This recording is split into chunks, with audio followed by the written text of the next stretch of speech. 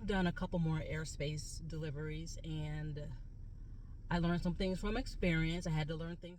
I had to redo this video because I lost my notes and I want to upload quality content. So here comes the actual video. So I've had 4 airspace deliveries, 3 since the last video that I posted about airspace. I wanted to come on here and update you all on my airspace experience and hopefully help somebody through their process, because I could have used a little bit of help when I was going out on my last 2 deliveries. So I wanted to talk about the onboarding process, a little bit about the app, a little bit about the offers, and just a little bit about my experience. So I wanted to recap what I was talking about with the onboarding. So I'm going to go through my process. I have notes. I put it on this iPad so that I can talk with you about what I went through and actually have some notes about it. So here is my timeline for airspace. So I went on in August to sign up for the app, and I saw that it was already on my phone, and I wasn't sure why. I did a little digging, and I found that I guess it had been on there as early as June. So I don't know if it was the Airspace app or another app, but I actually was able to sign up for Airspace in August using my business email. But I remember trying to sign up for an app. I don't know if it was Airspace or some other app using my Gmail account, and it just would not work. But when I went on with Airspace and used my business account, which I ended up getting in July, so that might be, the app that I was having problems getting on with using my Gmail. And I saw where someone had made a comment, maybe on the Airspace video that I did before, about trying to log on using their personal email. I think if you can get some sort of business email, that might help you out, because I'm not certain, but I'm thinking that is what was going on the first time I tried to sign up for Airspace. So I was able to get on using my business account. Then I was just randomly checking my email one day, and I saw where I had been approved for Airspace. They called it the activation. So I had been approved for that. And unfortunately, I hadn't been checking my email regularly. They actually sent me that email 5 days before I opened the email. So that was like an extra week that was on me that extended the time for the getting started. I completed the application in August. I got accepted in October. So like almost 2 months later, I got accepted. And then I had to start the onboarding process. And that took maybe like another week. And that was just pretty much me just not staying on the emails and checking back. So the onboarding process, and I will talk a little bit more about that in detail. I'll talk a little bit more about that, but I can't get too detailed, because when I was planning this video, I came across one of the documents. They talk about like trade secrets and things like that, and you have to sign up, basically, protecting their privacy and things like that. So I'm not going to get too detailed, but I am just going to go share a little bit about that process.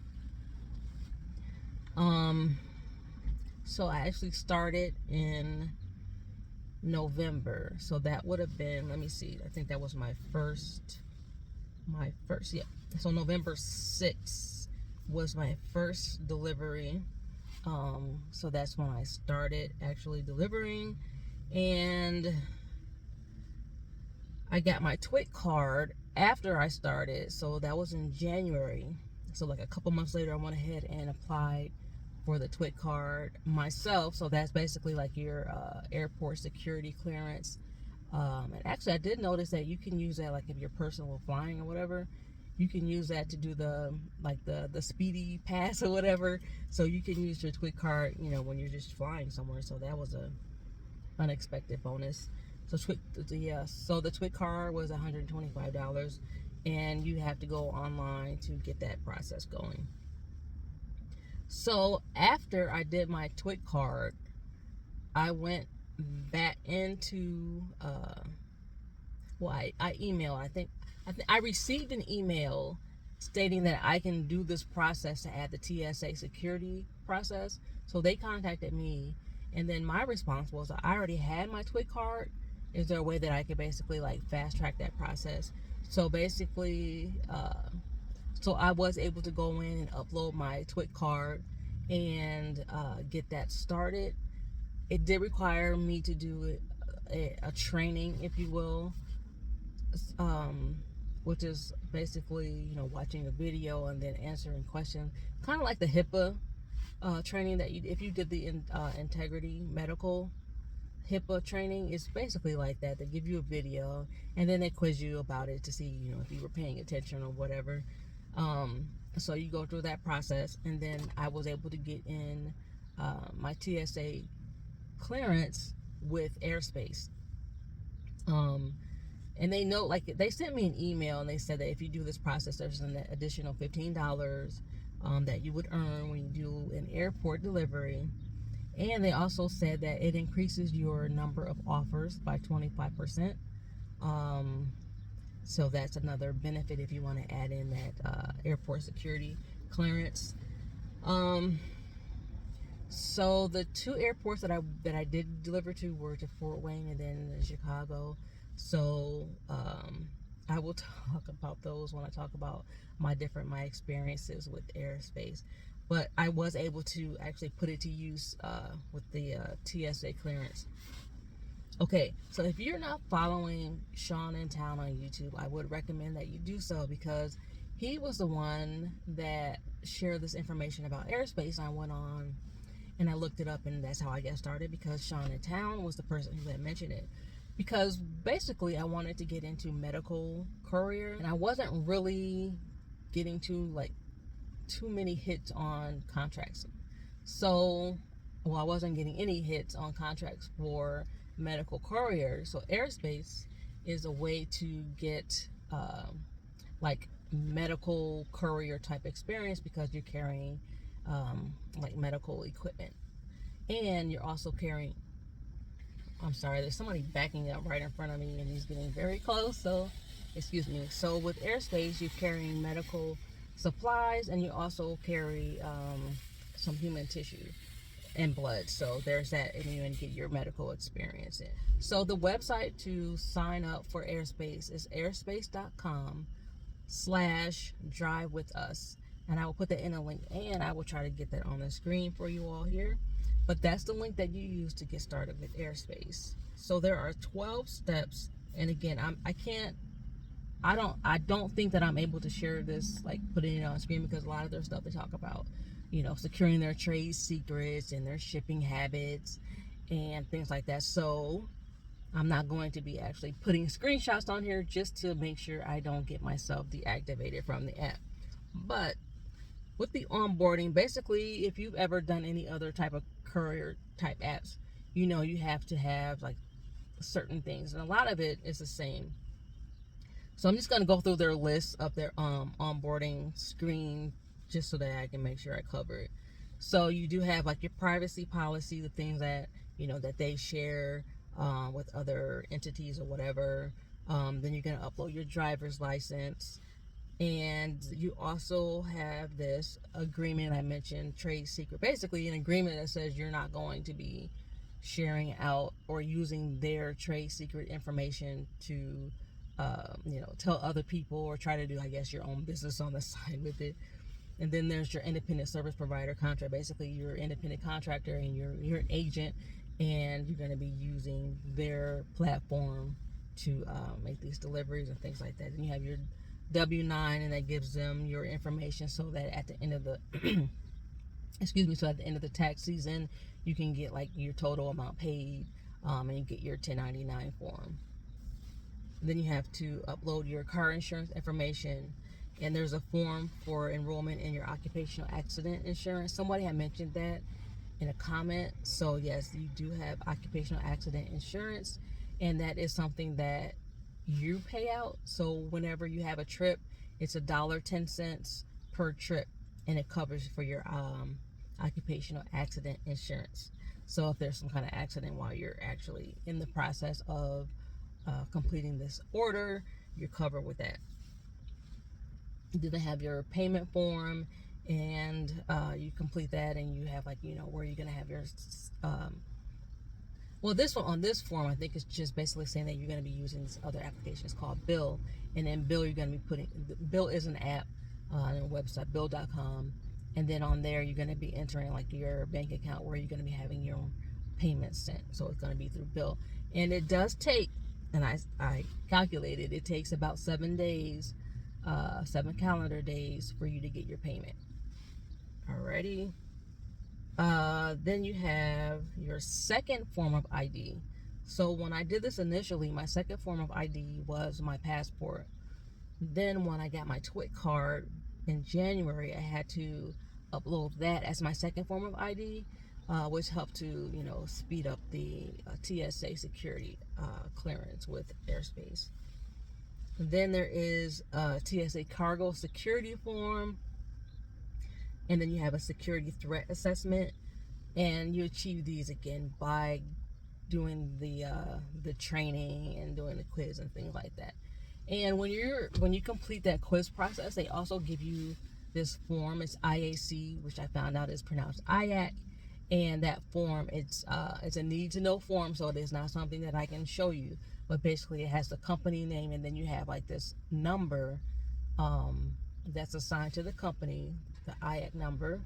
And when you have your deliveries to the airport, you whip this form out, and then you enter the information about the package on there, and then you present that to the person at the airport. So that is something that you need to keep on you. Just have a stack of them, 10 or whatever.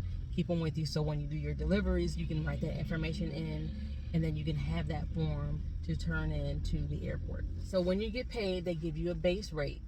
And when you get your offer, when the offer screen comes up, you have like 2 minutes. So I didn't get a lot of screenshots because I was trying to use that time. Well, no, not 2 minutes. You get like 30 seconds, 30 to 60 seconds or something like that, to look over the offer and determine if you're going to accept it or not. So sometimes I would be, so busy looking at the offer that I would forget to do a screenshot. But basically, on the screen, there's a map which shows where you are. It shows your pickup and it shows your drop off, and then it has like your route line between each of those points.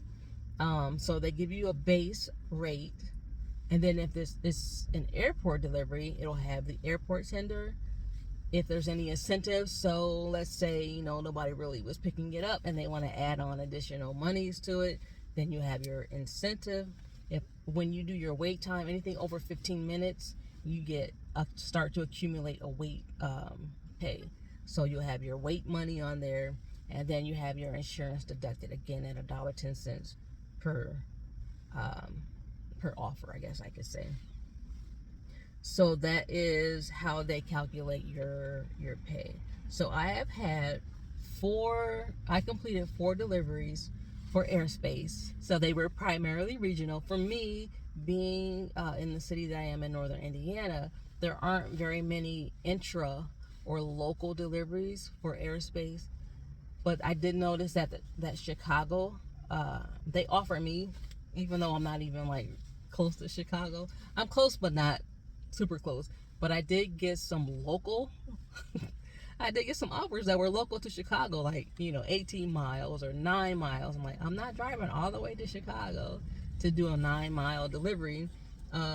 So hey, that's why I was saying to someone in one of the comments that if you're in a larger city, you probably have more offers to do like local deliveries, whereas mine are primarily regional.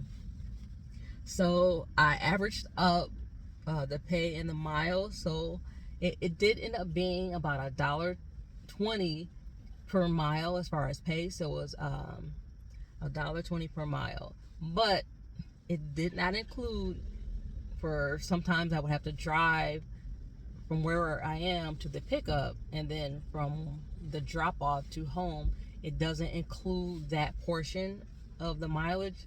So it's probably a lot less when you look at the additional mileage that they don't pay for.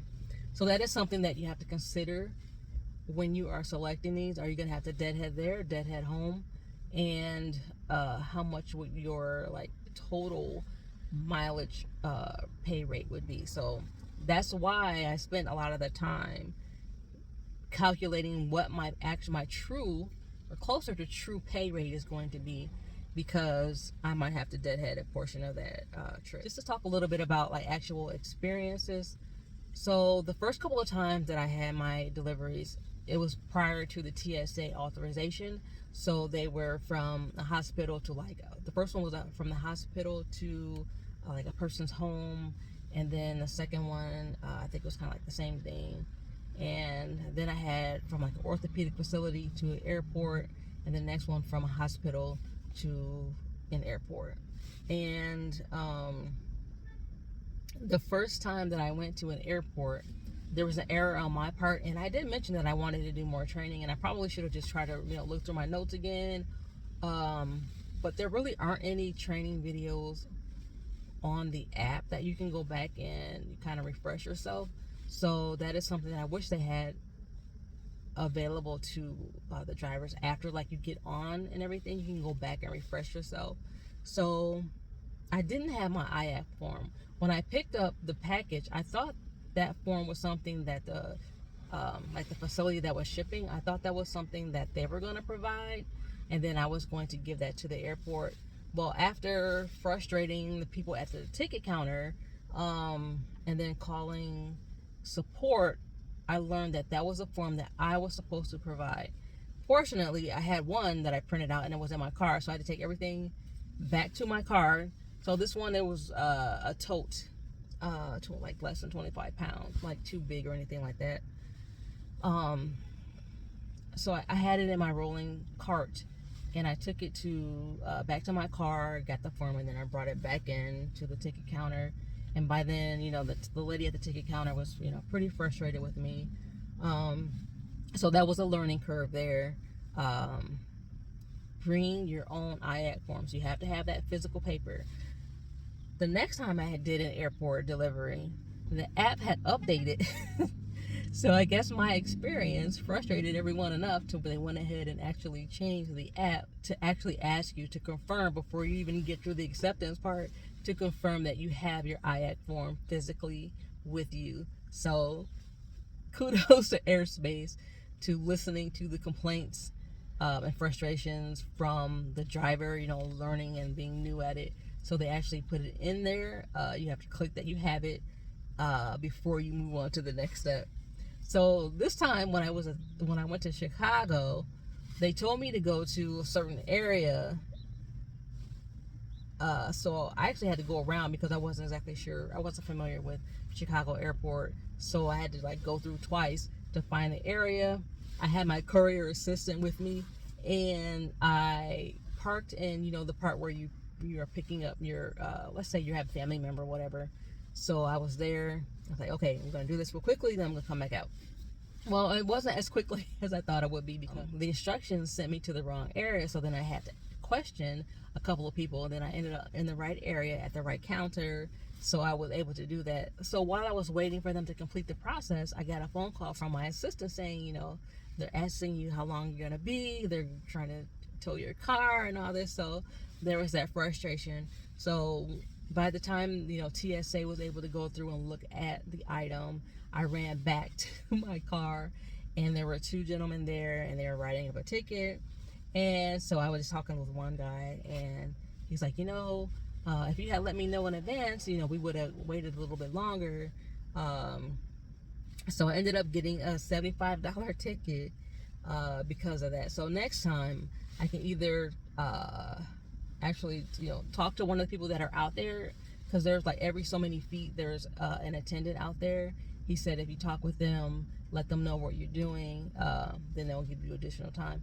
I may not need additional time because now I know exactly where I'm going. I have to learn by trial and error. So hopefully they update the app, because I did mention that in the email after the fact that I got a ticket when I followed their instructions, and it ended up taking a little bit longer. And then I gave them specifically where you're supposed to go. So hopefully they will have that changed the next time anybody needs to go to the airport in Chicago using that particular carrier. So the response to my email was that basically they don't reimburse for bad manners and for parking violations and things of that nature. I'm like, okay. So basically learn from my mistakes so that you are out $75 on a parking ticket. And my assistant was like, the guy was like, well, she should have known better, or she should have known. I don't know why I would have known. I don't really have that much experience with Chicago airport, and I really wasn't expecting it to take that long. So maybe it should have just been kind of an intuitive thing. But for those who don't know, like I didn't know, I'm helping you out right now, because sometimes you do need direct instruction. Sometimes you do need to learn and fail, and then you do better the next time. So don't fail on. So this is to help you so you don't fail and get a $75 ticket. Try to find a short-term parking, or talk with the attendant and see if they will allow you to park there, quickly go in, drop it off, and come back. So that is my take on the Chicago airport. So that way you don't have to go through that hassle like I did it. So I'm just gonna go through. I'm looking at some screenshots of some offers that I had, and again, I don't want to post it on because I'm not exactly sure how strict they are in terms of showing their app pictures and things of that nature. So I had an offer that was in Michigan. It was 166 miles, and they were going to pay 160. I'm just going to round it off to the nearest whole numbers. But I would have to drive like 30, 45 miles to the pickup. So I didn't pick that one. Another one within Chicago, 9 miles, paying $18. It was a no for me because I was not even in Chicago, and I was not going to drive that far for $18. 124-mile job for $174. I would have had to drive almost 2 hours to the pickup. This one, the 287-mile job for $290. I would have to drive 2 hours to the pickup, and then drive another 4+ hours home. So I didn't choose that one. Well, one of the main reasons why I did not choose this one is because of how late it would have been for me getting home. So that was like one of the main reasons why I did not choose the one that was $287 for $290. So prior to that, it was $230, and they went up to $290, and I wasn't able to take that one. This next one, 89 miles for $70. This one was actually local pickup. I just had to drive there and then deadhead back. All right, I think that's the same one within Chicago. This one was 105 miles, paying $165. This one was a local pickup, so I just would have had to deadhead home. No, actually, this one was reversed. Deadhead there and then drive the item back for $165.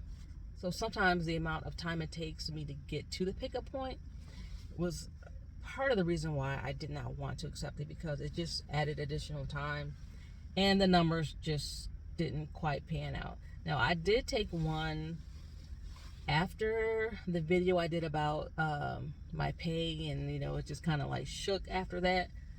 And thinking about Tony's advice, I did take one that was not ideal, but I was able to increase my income that week. So since that time, I have actually been doing more routes, trying to do Amazon 2 a day and things like that, just to try to increase my pay. And so things have been getting better as far as that goes. So basically, I went from part-time to full-time, and so I've been doing a little bit better in that regard. That comes to the end of this commentary on Airspace, this part 2. So I have decided that I'm going to only do the app in the morning. So once noon hits, I am going to turn the app off, simply because the offers are regional and I don't want to be getting home super late. However, now that the daylight hours have increased, I might allow the app to stay on until maybe 1 or 2. It just depends, because I don't want to be out at night, especially having to drive those long distances. And coming back from Chicago this last time, was not pleasant at all because you're hitting rush hour. So those are the types of things that you have to take into consideration, or those are the types of things that I'm taking into consideration. Well, hopefully that answers some of the questions that people have been having. If you have any more questions, hopefully I can address those. Again, I can't really put too much on screen in terms of like screenshots because I don't want to be deactivated. Just let me know in the comments if this was helpful or if you have any other questions, and hopefully I can address those questions in a short and link them to the comment section. So yeah, just let me know and I will see you in the next one.